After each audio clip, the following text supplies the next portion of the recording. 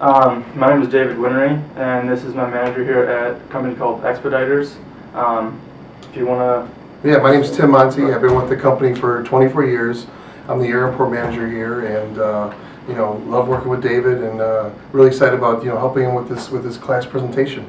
Awesome, great. So first of all, if you want to, please just briefly describe what Expeditors does as a company. Yeah. Expeditors is basically like a travel agent for freight. So we move freight, import, export, air, ocean, whatever the customer's needs are. So a customer like Apple is going to say, hey, I need you to move some air freight to Chicago, or they may say, I got some laptop bags that have to go via ocean to Los Angeles. So whatever the customer's needs are, we kind of help with that and make it happen. Wherever they want it to go in the world, we provide that service for them. And then our department would be the air import department. And what we would do is, for a customer like Apple, we would move freight via air import to Chicago, and then we'd focus on making the freight available after customs clearance. We then focus on delivering it to the customer's door. Awesome. So pretty much what you described was that we are a service company rather than, we don't have any actual inventory on hand, right? Right. We don't have any inventory like our customers would. Right. They would count the phones in, or the tablets, or the clothing. I look at my inventory, being a service provider, as our people. Right. Our people that I have on the floor out there is my true inventory. That's one of the greatest inventories ever. Some of the inventories that we do have would be with our container freight stations or the airlines. So when the freight comes in, we treat inventory as, we just want to make sure we get the shipment delivered to the customer, true and correct, no shortages. So that's where an inventory would come in. Right. Freight in, we log it at the CFS station. Right. Freight out, we're logging it, and then we're double checking to make sure that nothing is left behind. Right. So then, we do have some of our warehouses would sort of have an inventory system, right? So how would you describe what they would do when they're checking for freight in and then talking with us about it, like whether something's missing or not? How would you describe that inventory system? Yeah. So that inventory system, our customers, a lot of our customers may be working just in time. Of course, we heard of first in, first out, and all those type of things. But a lot of our customers are just in time. They're basically ordering as needed.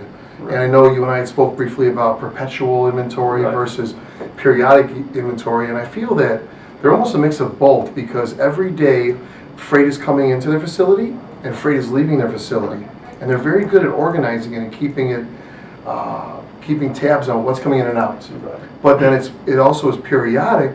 In terms of, they'll do a weekly sweep of their warehouse and basically make sure that there's no freight left that's older than a week plus. And if there is, there's a good reason for it. It's not customs cleared, or there's some type of hold on it. Right. So it's kind of like a mix of both. The more we talk about it, and the more I think about it in terms of perpetual versus periodic inventories. Great. And then through my class, granted it is just pretty much an introductory kind of class, what we describe as our freight costs are just pretty much just freight in or freight out. While I know working here that they're a lot more in depth than that, could you go through a couple of even just expenses that we would pay or even our customers would pay? Yeah, sure. I have a screen up here, which is hard to see, of course, but it's our settlement screen. What happens is our origins would make a deal with the airlines. This one happens to be on United Airlines, where we're going to pay them for air freight charges, fuel, security, and other handling fees at origin. Then when the freight gets here, there's all the other charges, such as our CFS is going to charge us handling fees, in and out fees. Plus there's customs brokerage fees that have to be taken care of, duties, taxes.